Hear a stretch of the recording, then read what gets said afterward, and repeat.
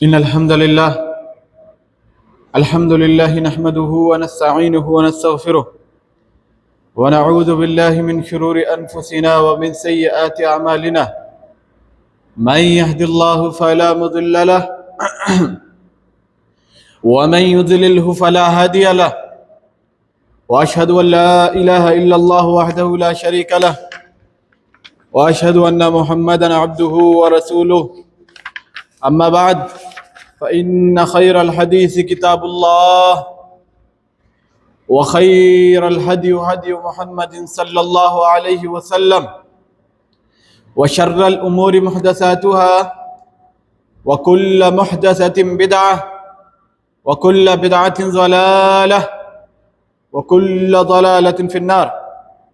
قال الله تبارك وتعالى في القرآن المجيد: أعوذ بالله السميع العليم من الشيطان الرجيم، بسم الله الرحمن الرحيم.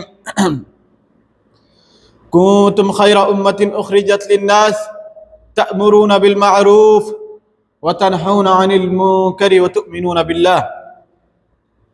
وقال النبي صلى الله عليه وسلم: لا يزال طائفة من أمتي ظاهرين حتى يأتي أمر الله وهم ظاهرون. رواہ البخاری.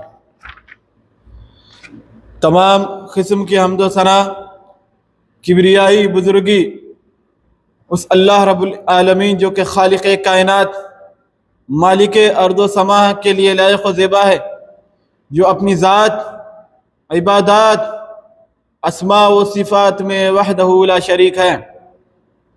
بے شبہ درود و سلام کا نزول ہو تمام انبیاء علیہ السلام پر، بالخصوص اس ذات مقدسہ مطہرہ پر جو کہ خاتم الانبیاء والمرسلین، امام الموحدین، جناب محمد رسول اللہ صلی اللہ علیہ وسلم ہے.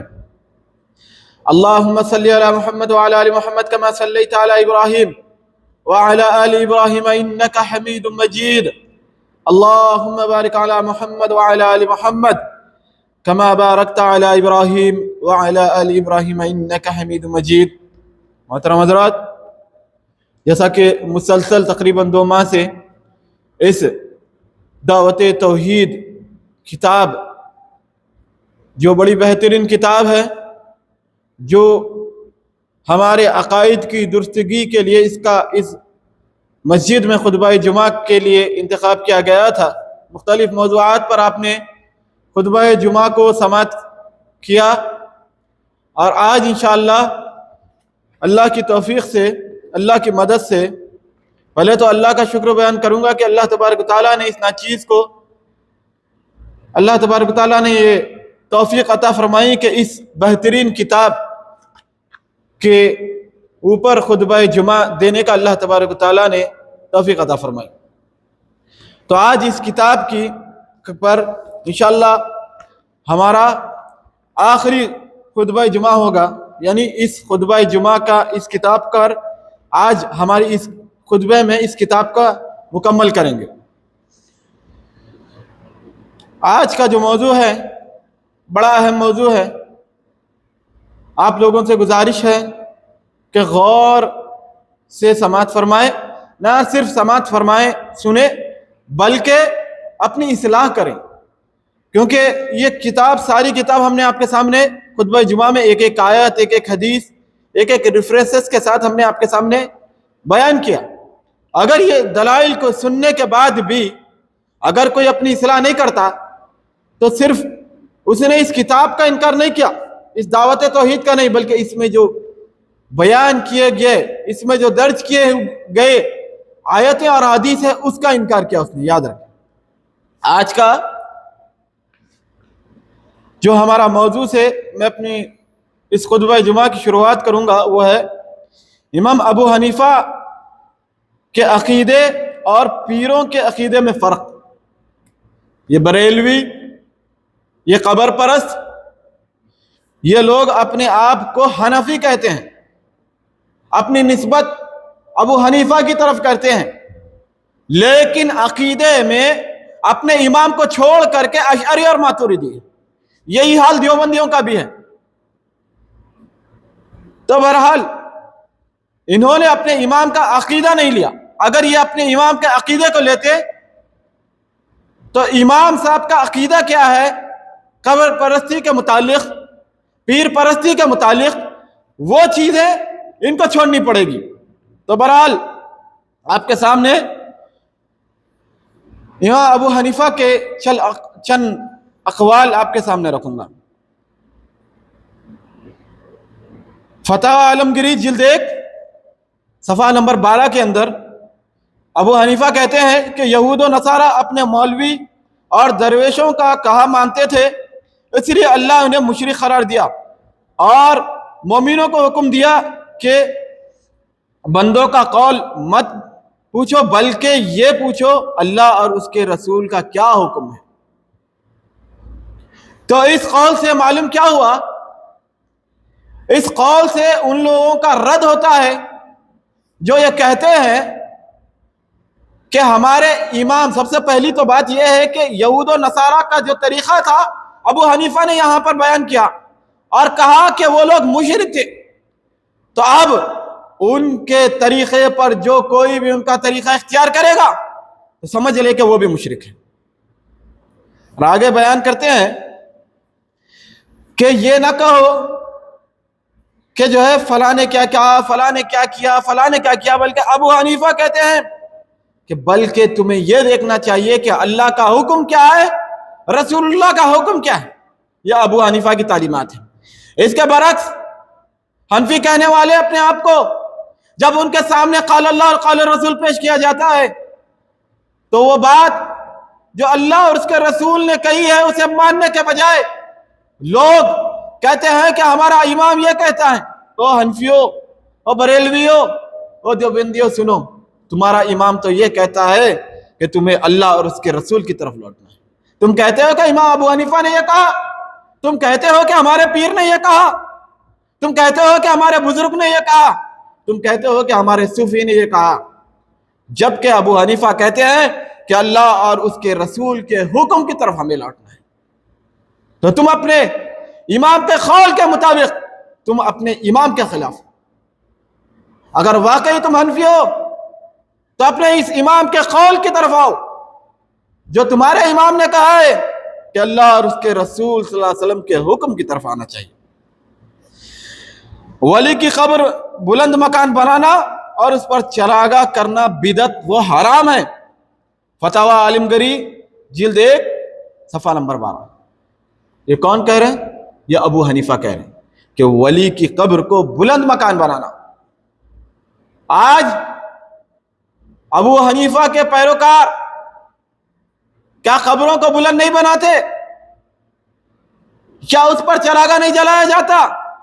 کیا اس پر قندیلیں نہیں جلائی جاتی؟ کیا اس پر لائٹیں نہیں جلائی جاتی؟ ابو حنیفہ کا عقیدے کے مطابق یہ بدعت اور حرام ہے، جسے تمہارے امام نے بدعت اور حرام کہا ہے۔ اگر تم واقعی اپنے امام کے پیروکار ہو تو کم از کم ان کی بات تو مان لو، ان قبروں کو بلند نہ بناؤ، ان قبروں پر چراغاں نہ کرو۔ یاد رکھو اگر تم نے ایسا کیا تو تمہارے امام کے قول کے مطابق اور بدعت اور حرام کام کر رہے۔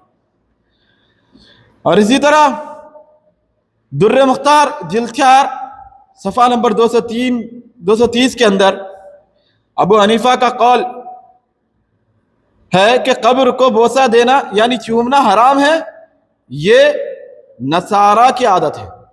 یعنی قبروں کو بوسہ دینا، کچھ لوگ کہتے ہیں نا کہ قدم بوسی کرتے ہیں، قبروں کے بعد جا کر کے قدم بوسی کرتے ہیں۔ او سنو، تمہارا امام کیا کہتا ہے؟ کہتا ہے کہ قبروں کو بوسہ دینا حرام ہے، یہ نصارہ کی علامت ہے۔ تو نصارہ کے نقش قدم پر چلنے والوں، عیسائیوں کے طریقے پر چلنے والوں، تمہارے امام کے قول کے مطابق توبہ کرو قبروں کو بوسہ دینے سے، کیونکہ یہ نصارہ کی عادت ہے۔ نصارہ کی عادت اپنے اندر نہ بناؤ، توبہ کرو۔ اور اسی طرح در مختار جلد 1 صفحہ نمبر 53 کے اندر انبیاء و اولیاء کے قبروں کو سجدہ کرنا، طواف کرنا، نذرانے چڑھانا حرام و کفر ہے۔ اللہ اکبر! کون کہہ رہے ہیں؟ ابو حنیفہ۔ انبیاء کی قبروں کو سجدہ کرنا، طواف کرنا، نذرانے چڑھانا حرام و کفر ہے۔ اپنے امام کے عقیدے پر آؤ۔ ہم اتنے دنوں سے قرآن اور حدیث کی طرف آپ کو بلا رہے تھے، تو آؤ اپنے امام کی طرف۔ جب کہتے ہیں کہ ہمارے امام نے یہ کہا، تو ہم کہتے ہیں کہ تمہارے امام کی بات سن لو، چلو آؤ اپنے امام کی طرف۔ انبیاء کی قبروں کو سجدہ کرنا اور اس پر طواف کرنے کو کفر قرار دیتے ہیں، حرام قرار دیتے ہیں، تو کسی اولیاء کی قبر کی کیا حیثیت انبیاء کی قبر کے سامنے؟ کوئی انبیاء سے بڑا ہو چکا ہے کیا؟ بتائے۔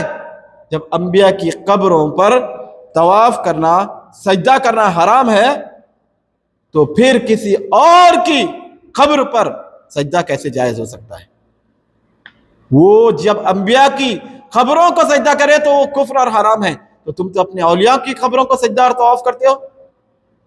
آؤ کم از کم اپنے امام کے عقیدے کی طرف۔ اسی طرح وہ ولی کی قبر کی زیارت کے لیے سفر کرتے ہیں، وہ جاہل، وہ کافر ہے۔ اللہ اکبر۔ یہ دیکھیے آپ در مختار جلد 2 صفحہ نمبر 529، جو ولی کی قبر کی زیارت کے لیے جاتے ہیں۔ آج عرس کے نام پر کیا ہوتا ہے؟ دور دور سے ٹرینیں بڑھ کے جا رہی ہے، قبروں پر میلہ مجمع جمع ہوا ہے۔ ابو حنیفہ کے قول کے مطابق یہ شرک ہے، اور کیا کہتے ہیں؟ ایسا شخص جاہل اور کافر ہے، انہیں جاہل اور کافر قرار دے رہے ہیں۔ اب یہ لوگ جو قبروں پر طواف کرتے ہیں اور عرس کی طرف لوگوں کو نکالتے ہیں، وہاں کا سفر کرتے ہیں، وہاں لوگوں کو لے جاتے ہیں، ان کے امام کے قول کے مطابق ایسا کرنا شرک ہے، اور ایسے لوگ جاہل اور کافر ہیں۔ یعنی میں نہیں کہتا، میں کسی کے اوپر کچھ نہیں کہہ رہا ہوں، تمہارے امام کا قول ہے کہ ایسا کرنے والے جاہل اور مشرک اور کافر ہیں، تو تمہارے امام کا قول لو اور فیصلہ کر لو کہ تم کون ہو، تم ایمان والے ہو یا مشرک ہو یا جاہل ہو یا کافر، فیصلہ تمہارے ہاتھ۔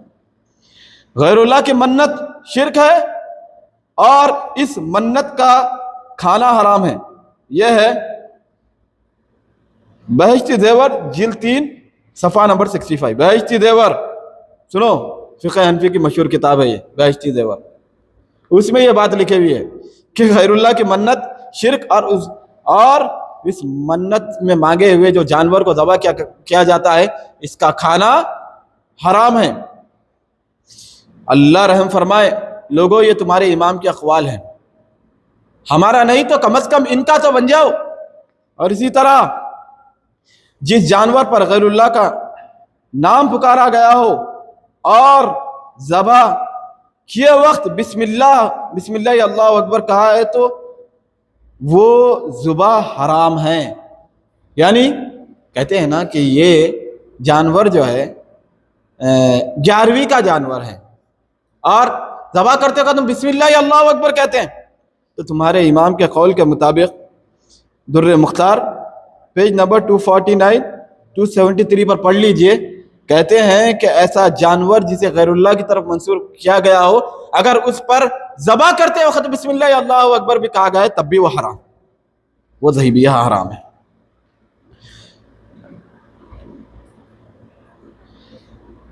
دعا بحق نبی اور ولی بمشہور وسیلہ مانگنا مکروہ ہے، اس لیے کہ مخلوق کا کچھ حق اللہ پر نہیں۔ یعنی کیا کہتے ہیں کہ جو وسیلے کا چکر لگایا جاتا ہے کہ اللہ تبارک و تعالیٰ ہماری سنتا نہیں، ان کی ٹالتا نہیں، تو اس پر ابو حنیفہ کہتے ہیں ہدایہ پیج نمبر 226، اس میں کہتے ہیں کہ دعا کے لیے کسی کو وسیلہ بنانا یہ جو ہے یہ مکروہ ہے، اس لیے کہ خالق مخلوق کا کچھ حق اللہ پر نہیں، یعنی مخلوق کا کچھ حق اللہ پر نہیں ہے۔ یہ بات یاد رکھیں، یہ ابو حنیفہ کا عقیدہ تھا۔ آج لوگوں کا عقیدہ کیا ہے؟ اپنے امام کے قول کو سامنے رکھیں، کم از کم اپنے امام کے عقیدے، اسی لیے عقیدے میں انہوں نے ابو حنیفہ کو نہیں اپنایا، تاکہ اگر عقیدے میں ابو حنیفہ کو اگر یہ اپنا لے، یہ اقوال اگر ابو حنیفہ کے لے لے، تو ان کی دکانداری بند ہو جائیں گی، ان کے مزارات، ان کے چلے، ان کے عرس، ان کی گاریویں، ان کی برسیاں ان کی چلا چٹیاں سب خرافات تمام چیزیں ختم ہو جائیں گی۔ چلیے حدیث قدسی صحیح مسلم 6572 بڑی اہم حدیث ہے۔ حضرت ابو ذر رضی اللہ تعالیٰ عنہ سے روایت ہے، نبی صلی اللہ علیہ وسلم سے ایک ایسی بیان کی ہے، یعنی ایک ایسی روایت بیان کی ہے کہ جو آپ صلی اللہ علیہ وسلم نے اللہ تبارک و تعالیٰ سے بیان کی ہے۔ یعنی نبی صلی اللہ علیہ وسلم سے جو حدیث اللہ کے نبی نے کہا ہے کہ اللہ تبارک و تعالیٰ نے تمہارے رب نے بیان کیا ہے، تو ایسی حدیث کو حدیث قدسی کہتے ہیں۔ اور یہ حدیث کی کیٹیگریز میں سب سے اعلیٰ حدیث قدسی ہوتی ہے۔ اللہ تعالیٰ نے فرمایا میرے بندو میں نے ظلم کرنا اپنے اوپر حرام کیا ہے اور تمہارے درمیان بھی اسے حرام قرار دیا ہے۔ یعنی اللہ تبارک و تعالیٰ فرماتا ہے کہ ظلم میں نے اپنے اوپر اور تمہارے اوپر حرام قرار دیا ہے، اس لیے کہ تم ایک دوسرے پر ظلم نہ کرو۔ میرے بندو تم سب گمراہ ہو سوائے اس کے جسے میں ہدایت دوں۔ اللہ اکبر۔ اللہ تبارک و تعالیٰ فرمائے تم سب کا سب خسارے میں ہو، گمراہ ہو سوائے اس کے جسے اللہ تبارک و تعالیٰ ہدایت۔ اور اسی طرح اس لیے مجھ سے ہدایت مانگو۔ اللہ اکبر۔ اللہ تعالیٰ فرماتا ہے کہ مجھ سے ہدایت مانگو، اللہ سے ہدایت مانگو۔ اللہ تبارک و تعالیٰ تمہیں ہدایت دینے والا ہے۔ اللہ کے نبی کی حدیث میں آگے ہے کہ میں تمہیں ہدایت دوں گا۔ اللہ فرماتا ہے کہ تم مجھ سے ہدایت مانگو، میں تمہیں ہدایت دوں گا۔ میرے بندو تم سب کے سب بھوکے ہو سوائے اس کے جسے میں کھلاؤں۔ یعنی اللہ تبارک و تعالیٰ فرماتا ہے کہ تم سب کے سب بھوکے ہو سوائے اس کے جسے میں کھلاؤں، اس لیے مجھ سے کھانا مانگو میں تمہیں کھلاؤں گا۔ اللہ تعالیٰ فرماتا ہے کہ رزق مانگنا ہو تو مجھ سے مانگو میں تمہیں کھلاؤں گا۔ اللہ اکبر۔ آج اللہ کو چھوڑ کر کے لوگ غیروں کے در پر جاتے ہیں اور کہتے ہیں کہ رزق کی تنگی ہے، بابا عطا کر دے۔ اللہ تبارک و تعالیٰ فرماتا ہے کہ میرے بندے مجھ سے مانگ میں تجھے کھلاؤں گا، کھانا مجھ سے مانگ میں تجھے کھانا کھلاؤں گا۔ اللہ کا مقام مردوں کو دیا جا رہا ہے، غیر اللہ کو دیا جا رہا ہے۔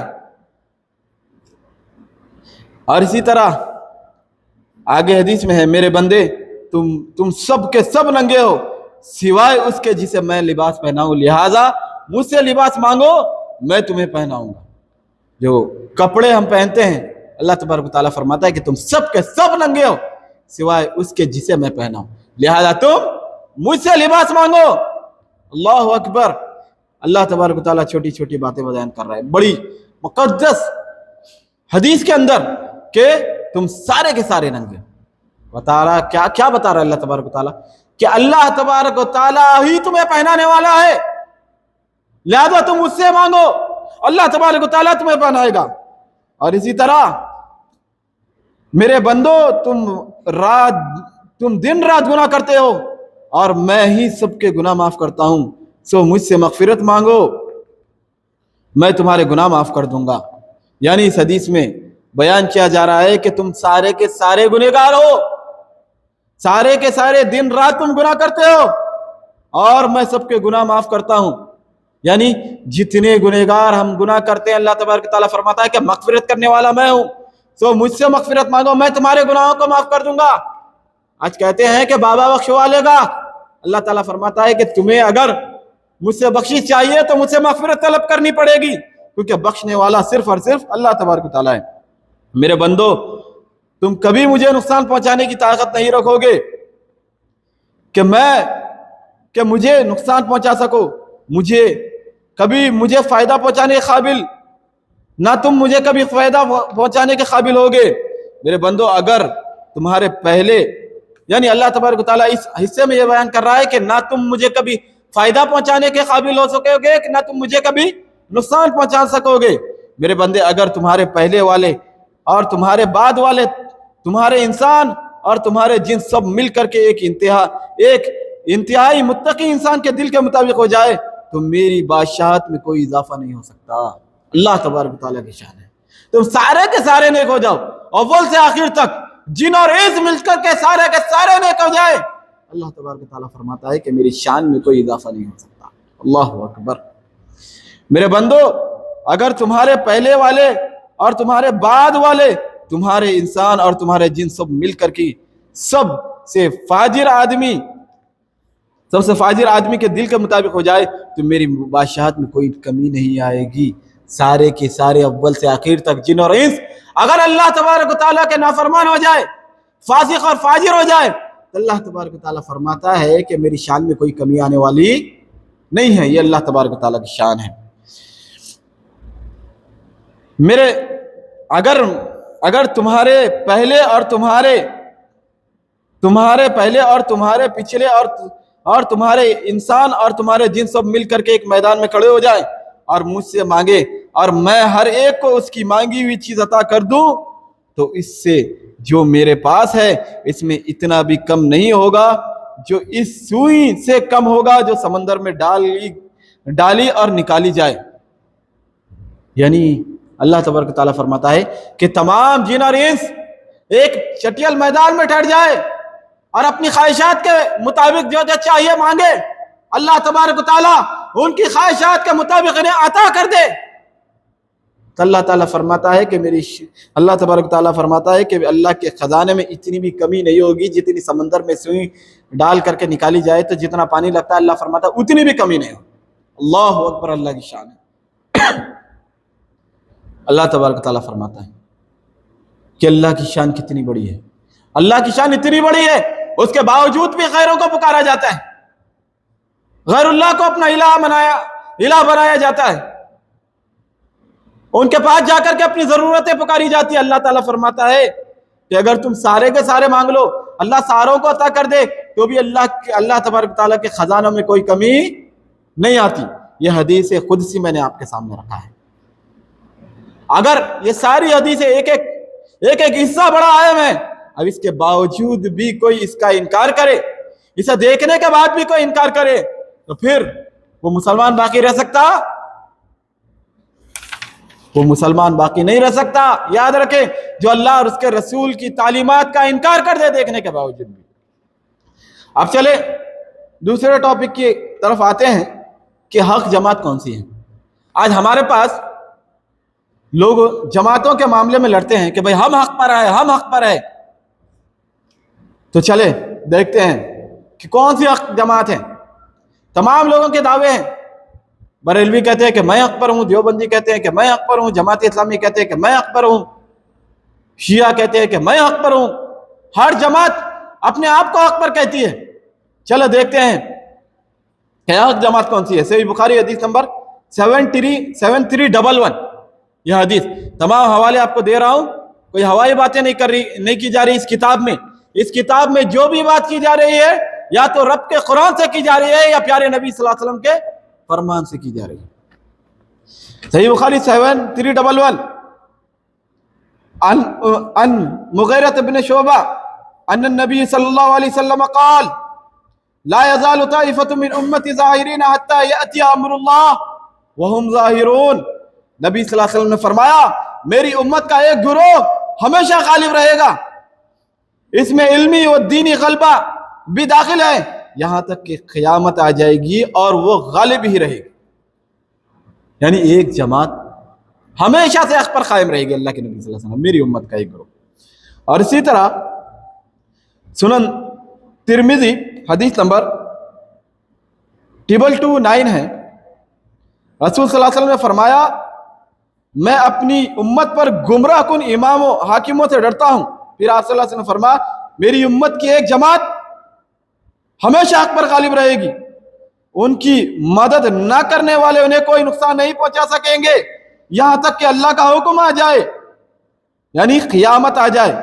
اس حدیث کے متعلق محمد بن اسماعیل بخاری رحمہ اللہ کہتے ہیں کہ میں نے اپنے استاد علی ابن مدینی کو سنا کہ انہوں نے نبی صلی اللہ علیہ وسلم کی یہ حدیث میری امت کی ایک جماعت ہمیشہ حق پر غالب رہے گی ذکر کی اور کہا وہ اہل حدیث. اللہ اکبر. کیا کہتے ہیں اس حدیث کے متعلق؟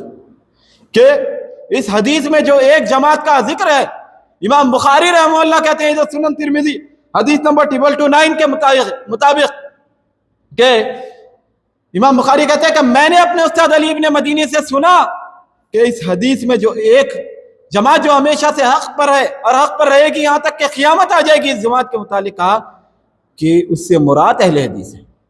اور امام احمد ابن حنبل رحمہ اللہ، حنبلی کہتے ہیں نا، حنفی کہتے ہیں، شافعی کہتے ہیں، مالکی کہتے ہیں، چاروں کو حق پر سمجھنے والوں، امام احمد ابن حنبل کہتے ہیں کہ اس سے مراد اگر اہل حدیث نہیں تو میں نہیں جانتا کہ پھر کون سی جماعت۔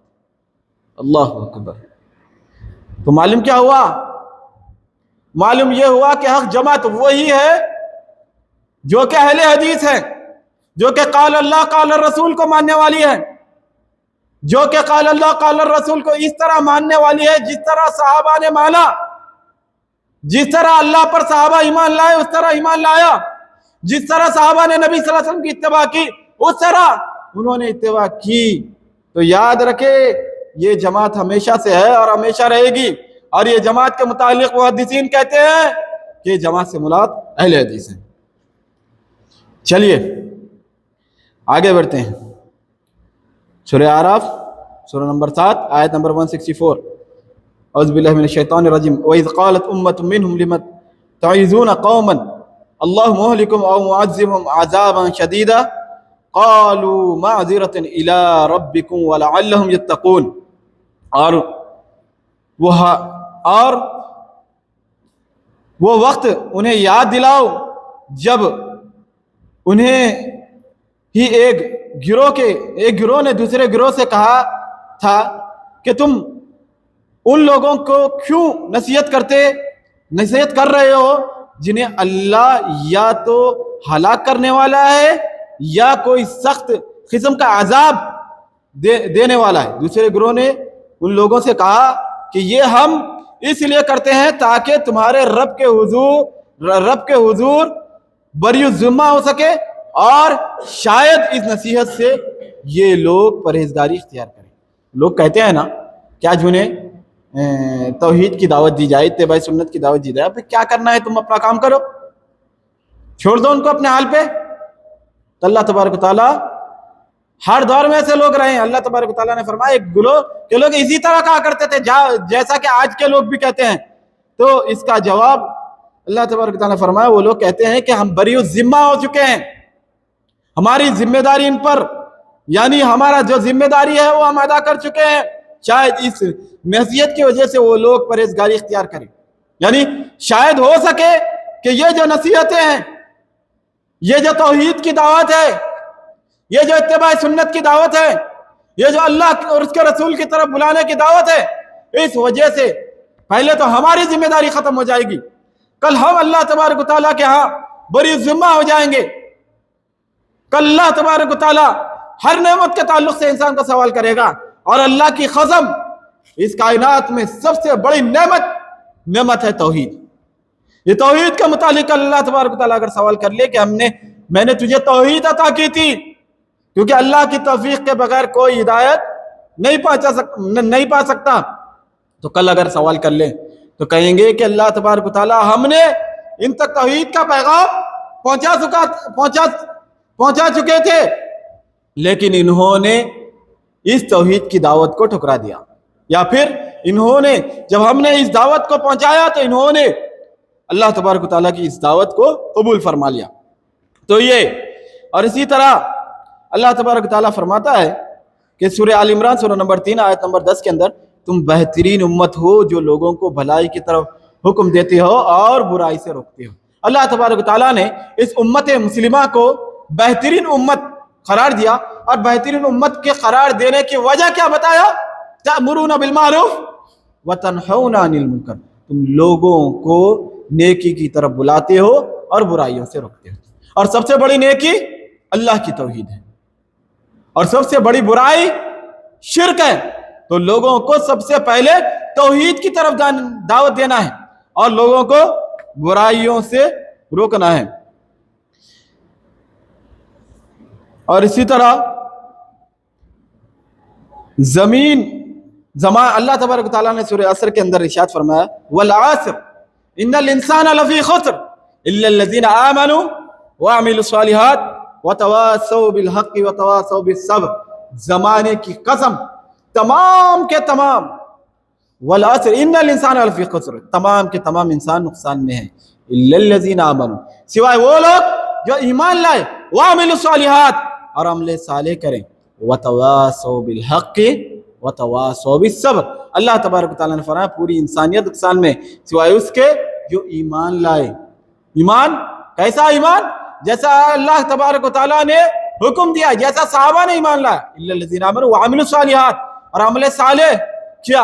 अमल सालेह किसे कहा जाता है? अमल सालेह वो है कि इंसान का सबसे पहले मुवहिद हो और अल्लाह तबारक व तआला की रजा के लिए अमल किया जाए, और वो अमल नबी सल्लल्लाहु अलैहि वसल्लम की सुन्नत के मुवाफिक हो, तो ऐसा अमल अमल सालेह इसे कहा जाता है। और इल्लल्लज़ीना आमनू व अमिलुस सालिहात व तवासौ बिल हक़। अल्लाह तबारक व तआला ने खसारे से, नुकसान से बचने वालों की तीसरी अलामत ये करार दी, व तवासौ बिल हक़, लोगों को हक की तलकीन करते रहे, लोगों को तौहीद की तरफ बुलाते रहे, लोगों को इत्तिबा सुन्नत की तरफ बुलाते रहे, लोगों को सहाबा के मनहज की तरफ बुलाते रहे, व तवासौ बिल हक़ व तवासौ बिस्सब्र। और जब हक आप बुलाएंगे लोगों को, तो इस राह में जो मुसीबतें आएंगी, जो तकालीफ आएंगी, जो परेशानियां आएगी, तो उस पर सब्र करते रहें। याद रहे दावत तौहीद का काम में तकलीफें आएंगी मेरे भाई, मुसीबतें आएंगी, परेशानी आएंगी। जब आप लोगों के पास तौहीद की दावत लेकर के गए तो तकलीफें आएंगी। सीरत को उठा करके पढ़े, नबी सल्लल्लाहु अलैहि वसल्लम के पीठ पर ऊंट की उजड़ी डाली गई, ताइफ के मैदान में नबी पर पत्थरों की बारिश की गई।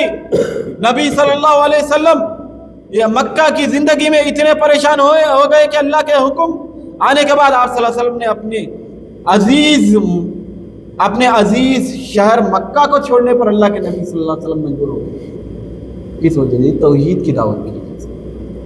हजरत सुमैया रज़ी अल्लाह ताला अन्हा को 2 ऊँटों के दरमियान चीर दिया गया तौहीद की बिना पर।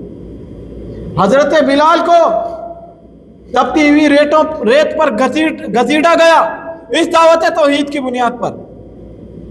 कई साहबा इकराम हैं जिन्होंने तमाम कुर्बानियां जो दी अल्लाह की तौहीद के लिए। मेरे भाइयों, याद रखें, हर मुश्किल के बाद आसानी है। मैं अपनी पर्सनल बात बताऊं कि जब मैंने हक़ कबूल किया था और दावत तौहीद आम करते फिरते थे तो लोग कोई आते नहीं थे, कहते थे कि पागल हो गया है भाई, बस लोगों के सामने जो है बयान करते फिरता है, इसको काम धंधा नहीं है क्या, बोलते थे। लेकिन अल्लाह की मदद ऐसी हुई कि आज अल्लाह के फضل व करम से सैकड़ों लोग अहले दीन, सैकड़ों लोगों के तक हक़ का पैगाम पहुंच चुका है। आप जब निकलेंगे, मुसीबतें आएंगी, परेशानी आएंगी, घरों से परेशानी आएगी, ख़ानदान से परेशानी आएगी, माशरे से परेशानी आएगी, सब चीज़ आएगी, लेकिन एक वक्त आएगा कि अल्लाह तबारक व तआला आसानी फरमाएगा।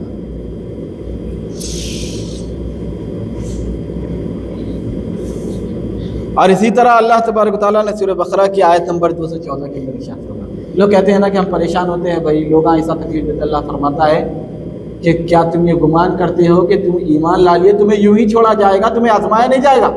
आजमाया जाएगा, अल्लाह तबारक व तआला आजमाएगा अहले ईमान को। और मेरे भाइयों, कहते हैं कि जब लोगों को तौहीद की दावत दी जाती है तो मुल्क के हालात बड़े ख़राब है। क्या ये हालात अल्लाह के नबी सल्लल्लाहु अलैहि वसल्लम के दौर से ज़्यादा ख़राब है? क्या तुम्हें ऊँटों के दरमियान रख करके चीरा जा रहा है? क्या तुम्हारे जिस्मों को पत्थरों से लहूलुहान किया जा रहा है? और याद रखो, जब तक अल्लाह की तौहीद बुलंद रहेगी, जब तक मुसलमान इज्जत हासिल करते रहेंगे।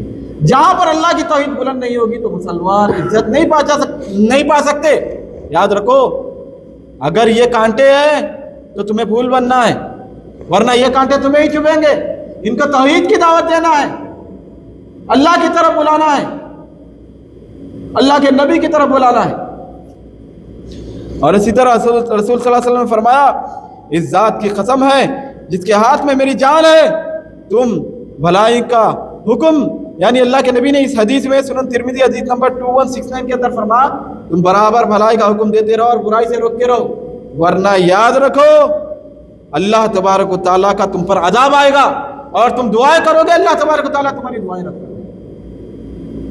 अल्लाह तबारक व तआला दुआएं रद्द होती है, अल्लाह का अज़ाब आता है अगर लोगों को दावत तौहीद न दी जाए, लोगों को हक़ की तरफ ना बुलाया जाए। तो मेरे अजीज़ों, मेरे भाइयों, सबसे पहले अल्लाह का शुक्र अदा करता हूँ, फिर ہمارے بھائی جس نے اس کتاب کو اللہ کی توفیق سے جنہوں نے اس کتاب کو جو ہے تحریر کیا ہے، سید نوشان حسین صاحب، جو سینکڑوں کتابیں لوگوں کو تقسیم کر چکے ہیں الحمدللہ۔ میرے بھائیوں، اس کتاب کو پڑھ کر کے سینکڑوں لوگوں نے حق قبول کیا ہے۔ اللہ کے فضل و کرم اور اس کی توفیق کے بعد میرے اس بھائی کا بھی میں شکریہ ادا کرتا ہوں کہ جنہوں نے مجھے اس ناچیز کو اس قابل سمجھا کہ جو ہے اس کتاب پر کچھ باتیں لوگوں کے سامنے رکھوں۔ اللہ تبارک و تعالیٰ سے دعا ہے کہ اللہ تبارک و تعالیٰ جو کچھ بھی کہا گیا ہے تو کہنے والے کو عمل کرنے کی توفیق عطا فرمائے۔ اللہ تبارک و تعالیٰ جو کچھ جہاں تک یہ دعوت توحید کا پیغام پہنچے، اللہ تبارک و تعالیٰ لوگوں کو ہدایت عطا فرمائے۔ اللہ تبارک و تعالیٰ مسلمان جہاں کئی پریشان حال ہے، اللہ تبارک و تعالیٰ ان کی پریشانی کو دور فرمائے۔ اللہ تبارک و تعالیٰ کفار اور مشرکین جو مسلمانوں کے خلاف سازشیں اور مکاریاں کر رہے ہیں، اللہ تبارک و تعالیٰ ان کی مکاریوں کو اللہ تبارک و تعالیٰ ناکام فرمائے۔ اللہ تبارک و تعالیٰ جو کوئی بھی لوگوں نے اس دعوت توحید کو عام کرنے میں مدد کیا، اللہ تبارک و تعالیٰ تو ان کی مدد فرما۔ اللہ تبارک و تعالیٰ اس دعوت توحید کی ٹیم کو اللہ تبارک و تعالیٰ ان کے ہر نیک خواہشات کو اللہ تبارک و تعالیٰ قبول فرما، اور اللہ تبارک و تعالیٰ ہر پریشانی اور ہر مصیبت اور ہر فتنے سے اللہ تبارک و تعالیٰ ان کی حفاظت فرما۔ ربنا آتنا فی الدنیا حسنہ وفی الآخرۃ حسنہ وقنا عذاب النار۔ السلام علیکم ورحمۃ اللہ وبرکاتہ۔